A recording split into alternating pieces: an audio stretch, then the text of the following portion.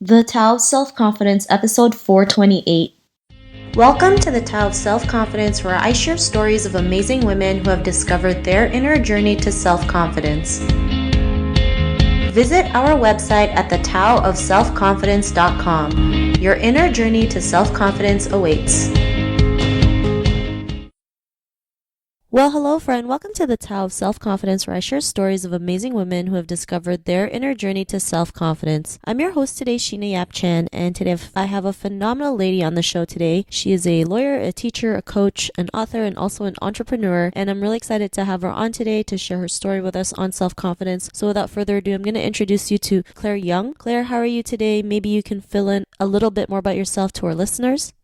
Hi, Sheena. I'm doing very well. And thanks so much for inviting me on your podcast. So just a little about me. I have been a lawyer for 28 years. In 2012, I had a health crisis that made me basically reassess my life's path and my career. And so in 2012, I actually walked away from my six-figure income job as a lawyer and decided to focus on regaining my health. And that was probably the best decision I ever made in my life. So since then, I have now become a coach, and I also teach. I teach law at a post-secondary institution in British Columbia, and I'm just, I guess for lack of a better term, I'm living the dream. Awesome. Well, thanks for sharing that. And Claire, what's your cultural background? I'm Chinese, and my family moved to Canada, to Vancouver, from Hong Kong in 1969, and I was 6 years old then. Awesome. Well, thanks for sharing that. And what would be your favorite self-confidence quote? And this is going to sound crazy, but I'm a huge Star Wars fan, so it's do or do not. There is no try. And Yoda says that in like the Empire Strikes Back episode. Awesome. Well, I think that's a great quote, and thanks for sharing that. And in your own words, how would you define self-confidence? Probably just being able to live your life the way you want to. So being able to live your life in a way that's meaningful and purposeful to you, and without worrying about how others are going to judge you as to, your life choices and what you want to do with your life. And I think the biggest thing is to be able to be confident in doing something that you are deeply passionate about, because I think that's what lifts us up and that's what makes us more confident as people and as women. Awesome. Well, thanks for sharing that great definition. And Claire, what was your life like before your discovery of self-confidence?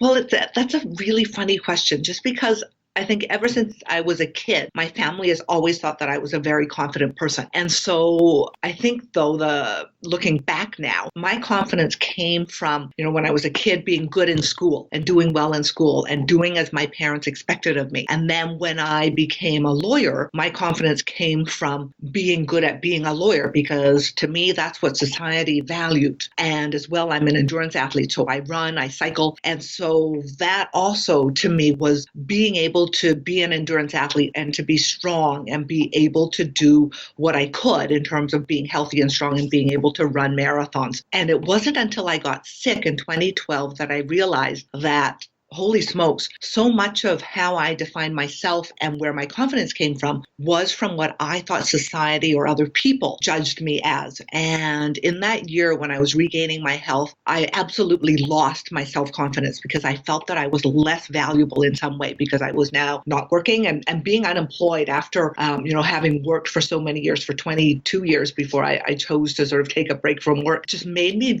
feel less valued as a person. And so it was that was the big sort of aha and shocking moment for me, in that all of a sudden during this year, I had lost all of the confidence that I had always thought that I had. And having to learn to regain that confidence has been quite a journey for me. Thanks for sharing that. And sometimes it, takes, situations where we fall down, but it's getting back up that makes it all worthwhile. And, was there a moment in your life when you realized your self-worth, when you realized that, it didn't matter if you had a job or not, you were still, confident enough to go out there and do what you love? What was like that real aha moment?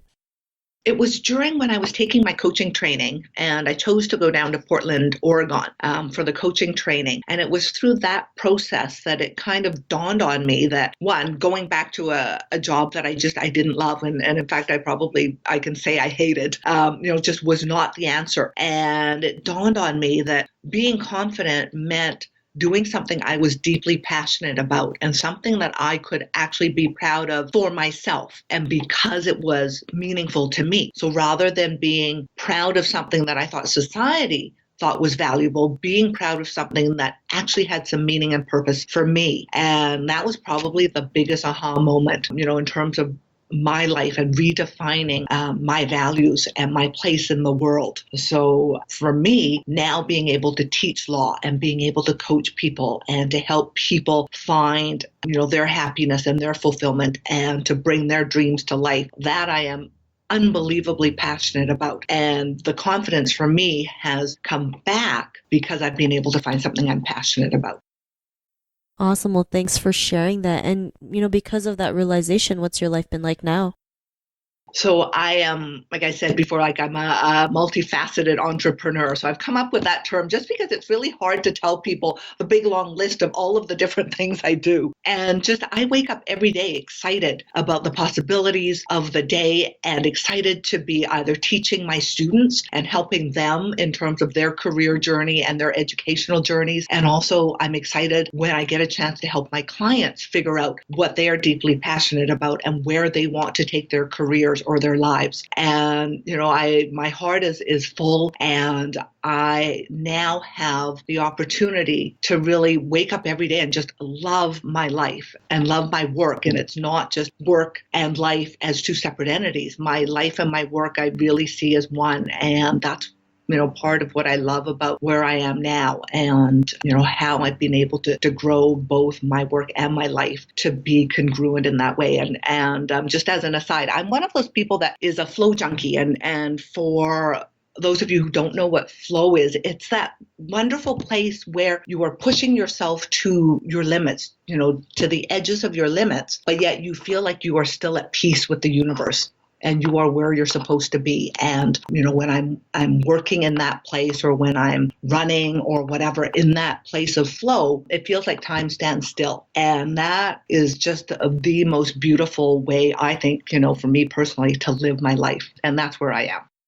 Thanks for sharing that. And Claire, if our listeners were tuning into your episode and they're in a similar journey of self-confidence, what would be that one tip you would give to her?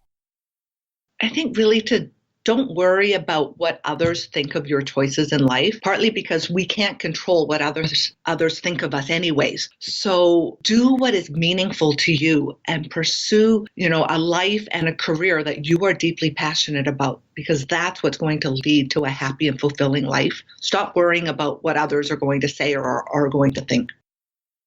Thanks for sharing that. And those are all such great tips. I'm sure our listeners will love it. And if our listeners wanted to get to know a little bit more about you and what you do, is there any links or social media profiles we can connect with? My website is www.claireyeung.com, and I'm also on Facebook. So from my website, you can link to my Facebook page, and I have a Twitter feed, which I very seldom do. I have to admit, I'm not on Twitter very much, but certainly go visit my website. Awesome. Well, thanks for sharing that. And to our listeners, if you want to connect with Claire, you can also head on over to thetaoofselfconfidence.com and search for Claire's name. Her show notes will pop up along with everything else that we talked about. And I just want to thank Claire for taking the time to share her story and tips with us on self-confidence. So thank you so much, Claire. Thanks, Sheena. It was lovely speaking with you. Not a problem. It was lovely having you on the show. And to our listeners, be on the lookout for another new episode of another amazing woman's journey to self-confidence. And we'll talk to you soon. Bye for now. Bye.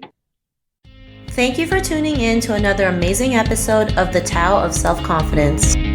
Get your free audiobook by visiting our website at thetaoofselfconfidence.com. Your inner journey to self-confidence awaits.